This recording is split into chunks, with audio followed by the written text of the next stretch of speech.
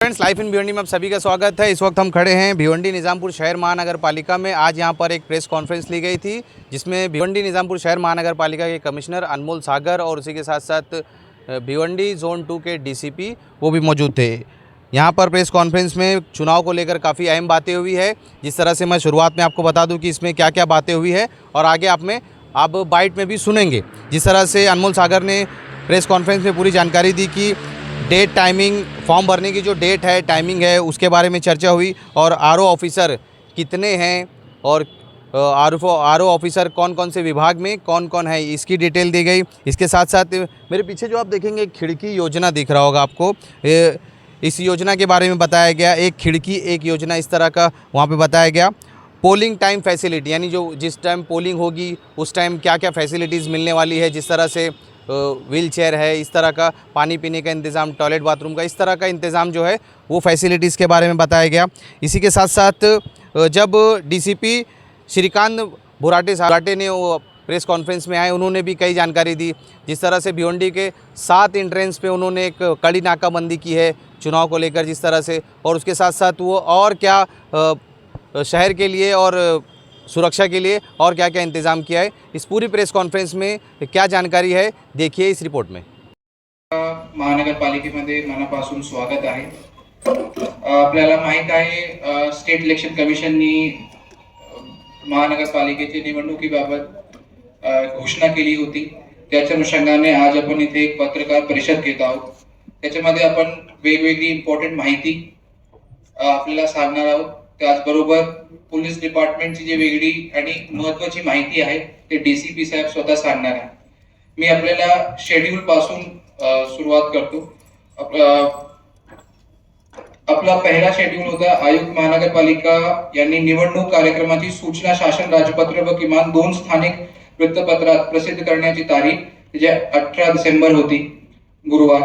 त्याच्यानंतर नामनिर्देशन पत्र देण्याची कालावधी जे की उद्यापासून सुरू होणार आहे, 23 डिसेंबर 2025 ते 29 डिसेंबर 2025 पर्यंत। टायमिंग राहणार आहे सकाळी 11 वाजता ते दुपारी 3 वाजता। गुरुवार दिनांक 25 डिसेंबर 2025 व रविवार दिनांक 28 डिसेंबर 2025 रोजी नामनिर्देशन पत्र देण्यात येणार नाही, ते सुट्टी असणार। वरील नामनिर्देशन पत्रे स्वीकारण्याची कालावधी 23 डिसेंबर 2025 ते 30 डिसेंबर 2025 सकाळी 11 ते दुपारी 3 वाजता, सेम टाइमिंग। नामनिर्देशन पत्रांची छाननी दिनांक 31 डिसेंबर 2025 सकाळी 11 वाजता सुरू होणार आहे। वैधरित्या नामनिर्देशित झालेल्या उमेदवारांची यादी प्रसिद्ध करणे, छाननी पूर्ण झाल्यानंतर लगेच उमेदवारी मागे घेण्याचा अंतिम दिनांक 2 जानेवारी 2026 शुक्रवार पर्यंत सकाळी 11 ते दुपारी 3 वाजता।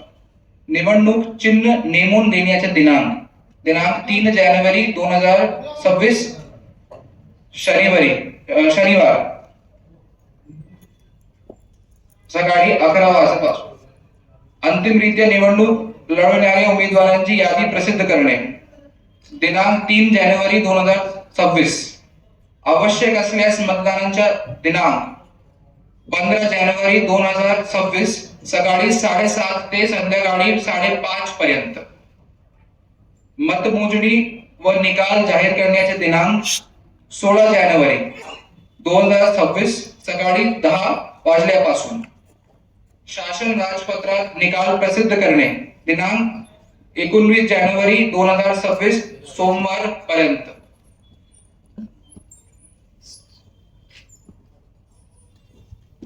आज आपल्या सोबत इथे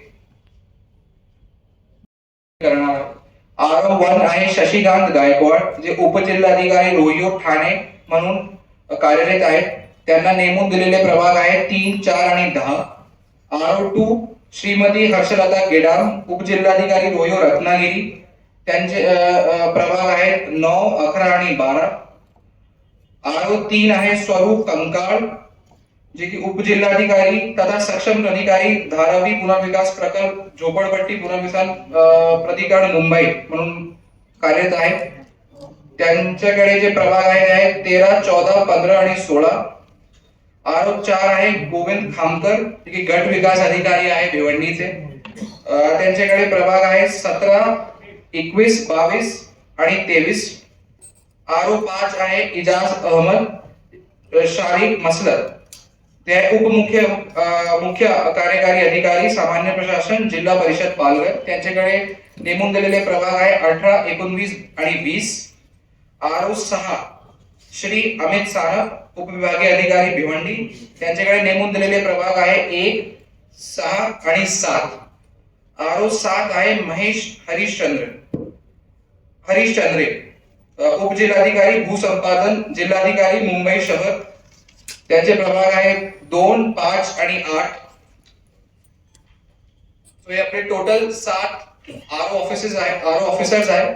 त्यांच्यासोबत एआरओज पण आहे आणि त्यांची पूर्ण टीम त्यांच्या ऑफिस मध्ये असणारच आहे. एकूण 4590 लोकांचे मनुष्यबळाचे नियोजन केलेलं आहे आणि आपण 20% मनुष्यबळ राखीव सुद्धा ठेवणार आहोत. मेजरली आपण शहापूर तालुका, भिवंडी ग्रामीण तालुका आणि वाड्या तालुका मधनं आपण मनुष्यबळ रिक्विजिशनिंग करणार आहोत.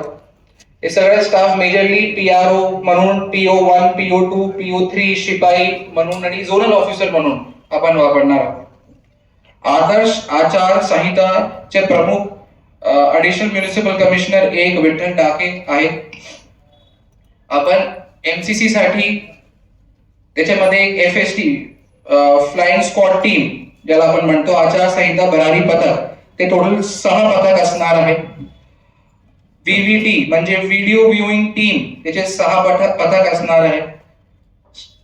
स्थिर सर्वेक्षण पथक SST ज्याला आपण म्हणतो, त्याची टोटल 7 आहे संख्या. व्हिडिओ सर्वेलन्स टीम त्याची संख्या 5 आहे आणि मतदान जनजागृती पथक टोटल 5 असणार आहे. बेसिकली जे स्वीपची कारवाई करणार. आपण बघितलं असेल, आपण महानगरपालिकेची जे मुख्य इमारत आहे खाली ग्राउंड फ्लोअरवर आपण एक खिडकी योजनेचं पण नियोजन केलेलं आहे, जिथे आपण फक्त परवानगी करिता आपण सगळे वन विंडो सिस्टम ऑपरेशनलाइज केलेलं आहे. त्याच्यासाठी जे नोडल ऑफिसर आहे त्यांचं नाव आहे श्री बालकृष्ण क्षीरसागर, उपायुक्त परवाना. तिथे आपले वेगवेगळे डिपार्टमेंटचे टॉरेंट, पोलीस डिपार्टमेंट, PWD आणि प्रभाग लेवल चे जे कर्मचारी आहे ते तिथे उपस्थित राहणार आहे. टोटल मतदान केंद्राची संख्या जी आहे ते आहे 750. त्याचपैकी आपण एक पिंक बूथ आणि एक मॉडेल बूथ सुद्धा तयार करणार आहोत.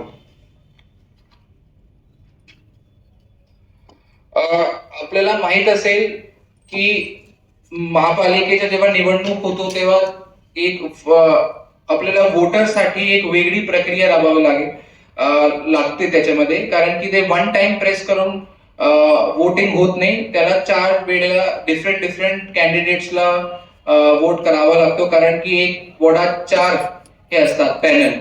तर त्याची जनजागृतीसाठी की कसं वोटिंग करायचंय, नेमकं काय करायचंय आणि काय काय असणार, त्यासाठी आपण स्वीप मध्ये एक वेगळा कार्यक्रम पण घेणार आहोत आणि प्रत्येक पोलिंग बूथवर एक बॅनर्स लावणार आहोत, ज्याच्यामध्ये प्रत्येक वोटर्सला कळेल की नेमकं वोट कसं करायचं आहे. सो वोटिंगच्या अगोदर आणि वोटिंगच्या दिवशी आपण त्याची चांगली प्रचार आणि प्रसिद्धी करणार आहोत.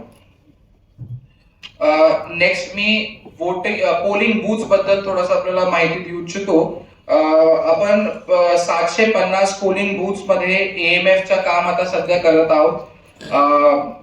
पहिली गोष्ट, जेवढे पीपल विथ डिसेबिलिटी वोटर्स आहेत म्हणजे दिव्यांगजन, त्यांना आपण व्हीलचेअरची सुविधा आणि डोळेची सुविधा प्रोव्हाइड करणार आहोत.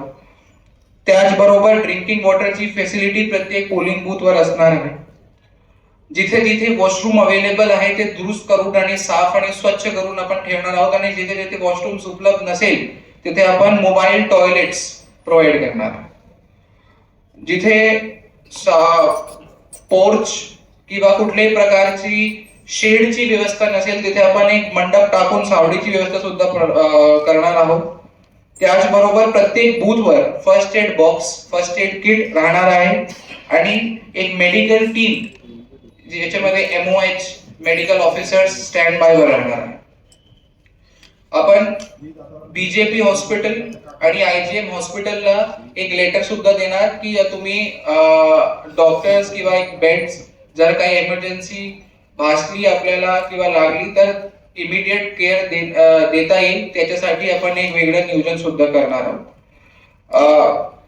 MCC मध्ये जसे विधानसभामध्ये आणि लोकसभामध्ये सी विजिल म्हणून एक ऍप होती तक्रार ची नोंदणी करण्यास. सर्व पत्रकार बंधू नमस्कार. आज आपण महानगरपालिका इलेक्शनच्या संदर्भाने पोलीस विभागाची संबंधी आपण माहिती पाहत आहोत. यामध्ये पोलीस विभागाकडून शहरामध्ये येणाऱ्या सर्व महत्वाच्या रोडवर स्टॅटिक सर्व्हेलन्स टीम सुरू करण्यात आलेल्या आहेत. त्या 7 टीम आहेत. पहिली टीम असेल बाधवड, दुसरी ताडाळी, तिसरी कारिवली, चौथी चाविंद्रा, 5वी नदी नाका, 6वी आपली साईबाबा आणि 7वी नारपोली भातरवाडा. या ठिकाणी जे शहरामध्ये येणारे मुख्य रस्ते आहेत त्या ठिकाणी वाहनं चेक करण्यासाठी आणि त्या संदर्भाने इलेक्शनच्या संदर्भाने जी काही वाहतूक होईल त्या संदर्भाने चेकिंगसाठी या टीम असणार आहेत. याशिवाय 5 फ्लाइंग स्क्वॉड असतील ज्याच्यामध्ये आचारसंहितेचा भंग आणि इतर कुठलेही इलेक्शन संदर्भाने गुन्ह्याच्या संदर्भाने आपण त्या फ्लाइंग स्क्वॉडची टीम त्या ठिकाणी कारवाई करणार आहे. आणि त्यानंतर व्हिडिओ सर्व्हेलन्स टीम असतील, त्या 5 असतील, त्या सुद्धा या संदर्भामध्ये व्हिडिओने म्हणजे व्हिडिओग्राफी करून ती इलेक्शन कमिशनला सादर करणार आहे. याशिवाय उद्यापासून आपल्याकडे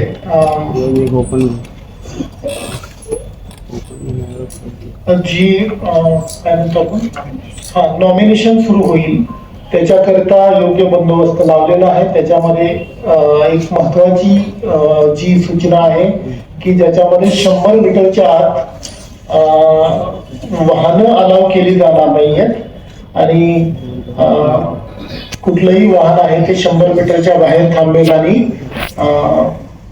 एका उमेदवारासाठी त्याच्याबरोबर एकच व्यक्ती आतमध्ये सोडली जाणार आहे. तर पोलीस विभाग या इलेक्शन साठी सज्ज आहे आणि याच्यामध्ये कायदा सुव्यवस्थेच्या दृष्टीने कुठलीही या संदर्भामध्ये अडचण येणार नाहीये आणि त्यासाठी योग्य तो बंदोबस्त ठेवला जाईल. धन्यवाद.